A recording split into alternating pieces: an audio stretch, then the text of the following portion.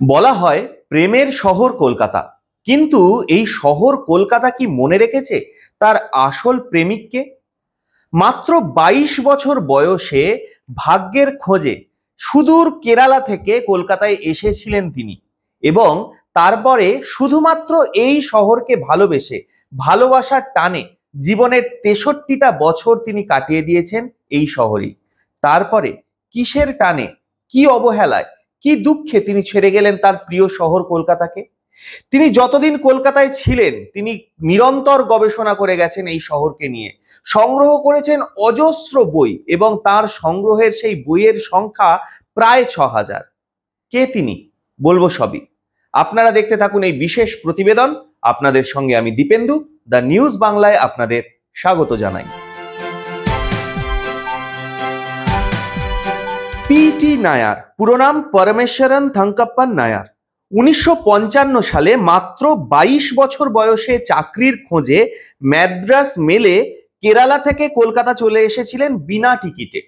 পকেটে মাত্র 20 টাকা, আর সঙ্গে ছিল ম্যাট্রিকুলেশন সার্টিফিকেট আর শর্ট হ্যান্ড ও টাইপিং এর সামান্য জ্ঞান।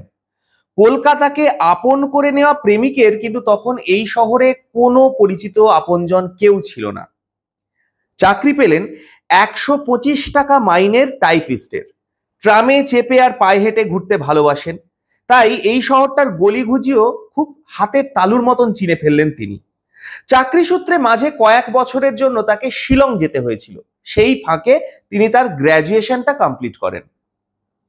ফিরে এসে তিনি আশ্রয় নেন ভবানীপুরের 82/সি কাঁসারিপাড়া রোডের ছোট্ট ফ্ল্যাটে, এবং সেই ফ্ল্যাটে সেই যে তিনি থিতু হলেন, আর নড়েননি। দেশ ভুলে, নিজের গ্রাম ভুলে, নিজের আত্মীয় পরিজন ভুলে আপন করে নিয়েছেন এই কলকাতা শহরকেই।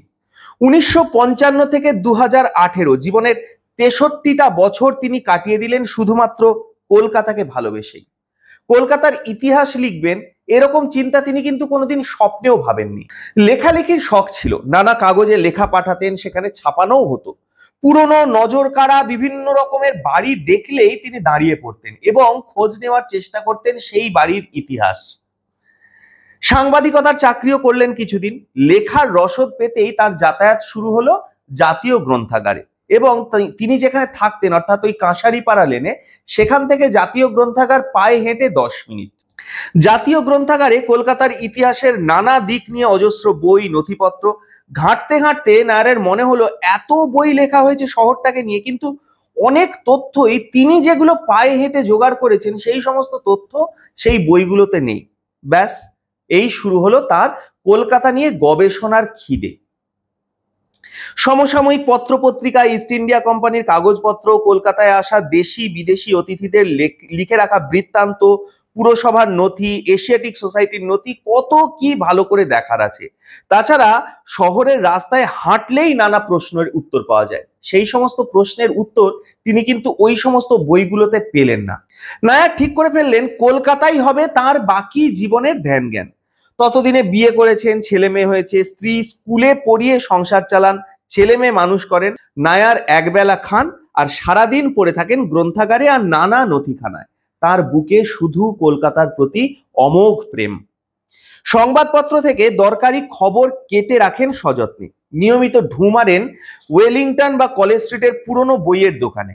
তারাও নতুন কিছু পেলে এই কলকাতা পাগলের জন্য রেখে দিতেন, কারণ তারা জানতেন কলকাতা সম্পর্কে নতুন কোনো তথ্য পাওয়া মানেই সেটার সংগ্রাহক একজনই হবেন, আর তিনি হলেন এই পি.টি. নায়ার।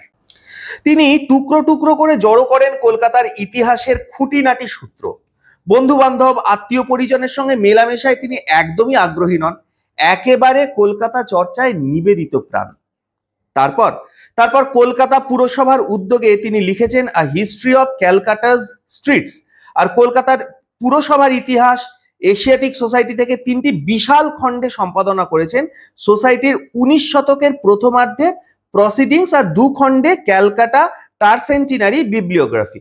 সংকলন করেছেন নানা জনের লেখায় 17, 18, 19 শতকের কলকাতার বিবরণ। কলকাতার নামের উৎস, সংবাদপত্র, পুলিশ, হাইকোর্ট, দক্ষিণ ভারতীয় গোষ্ঠী, জাতীয় গ্রন্থাগারের ইতিবৃত্ত, জেমস প্রিন্সেপ, আর.বি.এস. কেশবনের জীবনী, এমনকি জোব চার্নককে নিয়েও তার দুর্লভ লেখাগুলোও তিনি সংগ্রহ করেন। তার সংগ্রহের খবর পৌঁছে যায় অক্সফোর্ড বিশ্ববিদ্যালয়ের গ্রন্থাগারেও, এবং সব থেকে বড় কথা, সেই অক্সফোর্ড বিশ্ববিদ্যালয়ের গ্রন্থাগার থেকে তার নামে একটা ব্ল্যাঙ্ক চেক পাঠানো হয়। তার এই যে বিপুল সংগ্রহ, প্রায় ৬,০০০ বই, সেই সংগ্রহ তারা নিতে চায়। তার বিনিময়ে অক্সফোর্ড বিশ্ববিদ্যালয়ে তাকে পাঠান একটি ব্ল্যাঙ্ক চেক। কিন্তু নির্লোভ এই মানুষটা সেই ব্ল্যাঙ্ক চেকও প্রত্যাখ্যান করেন, কারণ তিনি বলেছিলেন কলকাতা টাউন হল সোসাইটিতে এই বইগুলো তিনি দিয়ে দেবেন, এবং তার প্রতিশ্রুতি রাখার জন্যই এই বিপুল পরিমাণ অর্থ তিনি অনায়াসে প্রত্যাখ্যান করেন। তার ঝুলিতে তখন ছিল ৬২টা বই, কয়েকটা বাদে প্রায় সবই কলকাতা সংক্রান্ত। কলকাতায় গান্ধীজিকে নিয়ে ৬৩ সংখ্যক বইটা প্রকাশিত হওয়ার মুখে ছিল।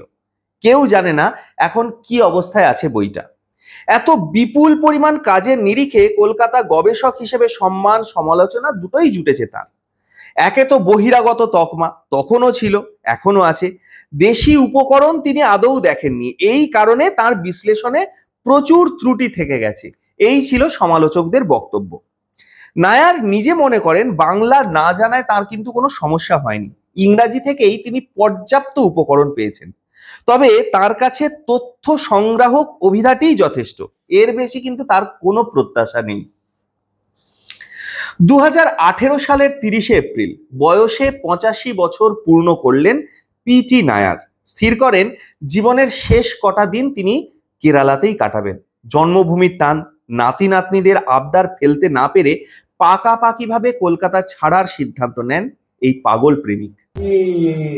Grandchildren are pressing me, and my son, that means the children and grandchildren are pressing me to go back to Kerala to be with them. I came and living in Calcutta, started living in Calcutta. I had a mission to do something for Calcutta, and since I am living only a matter of 10 minutes walk to National Library, I thought that I should do work on Calcutta. I have got affection for each other. কলকাতায় শেষ দিন পর্যন্ত গেছেন জাতীয় গ্রন্থাগারে। 18 বছর আগেই দেশে ফিরে যাওয়ার তিনি মনস্থির করেছিলেন, কিন্তু এই সাধের শহরটার প্রেম তাকে ছাড়তে পারেনি। তিনি ছাড়তে পারেননি এই শহর, অদ্ভুত ভালোবেসেছিলেন এই শহরকে। 1955 সালের 22শে সেপ্টেম্বর এসে কলকাতাকে ধীরে ধীরে তিনি আপন করে নিয়েছিলেন।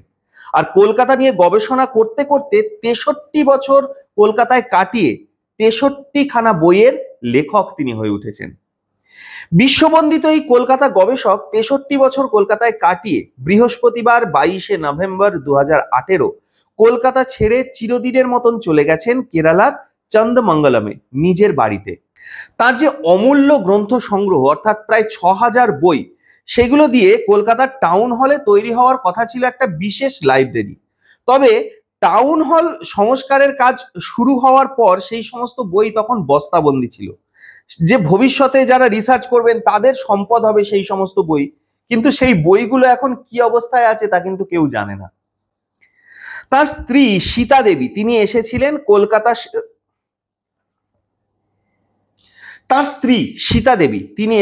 তার কলকাতা প্রেমী স্বামীকে নিজের দেশে নিয়ে যাওয়ার জন্য, নিজের বাড়িতে ফিরিয়ে নিয়ে যেতে। বিদায় সৌজন্য জানিয়ে যান এশিয়াটিক সোসাইটির সাধারণ সম্পাদক সত্যব্রত চক্রবর্তী।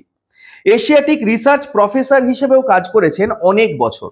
চেনাশোনা কয়েকজন এসেছিলেন তাকে বিদায় জানাতে, বাকি গোটা কলকাতা শহরের কেউ কিন্তু জানতেও পারলো না। জিজ্ঞেস করা হয়েছিল যে দেশে ফিরে কি করবেন, কি করে সময় কাটাবেন। তার সহজ সরল উত্তর, নারকেল বাগানে।